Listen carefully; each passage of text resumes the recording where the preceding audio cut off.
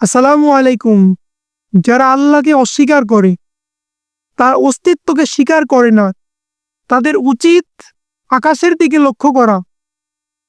কিভাবে আল্লাহ তাআলা আকাশকে শূন্যে কোনো পিলার বা খুঁটি ছাড়াই স্থাপন করেছেন। আল্লাহ তাআলা বলেন, আফালাম ইয়ানজুরু ইলাস সামাই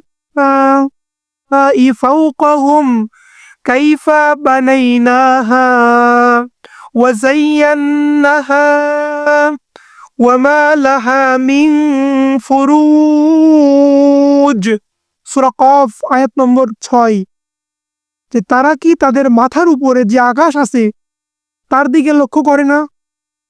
কাইফা বানাইনাহা, কিভাবে আমি আকাশকে সৃষ্টি করেছি। ওয়া যায়্যানাহা, তাকে সৌন্দর্য মণ্ডিত করেছি। ওয়ামা লাহা মিন ফুরুজ, আকাশে কি কোনো ফাটল বা কোনো ত্রুটি রয়েছে? তারা কি লক্ষ্য করে না? আল্লাহ তাআলা বলেন, আমি আকাশকে সৃষ্টি করেছি খলাকাস সামাওয়াতি বিগাইরি আমাদ, যে খুঁটিবিহীন কোনো স্তম্ভ ছাড়াই আমি আকাশকে শূন্যে স্থাপন করেছি। সুবহানাল্লাহ।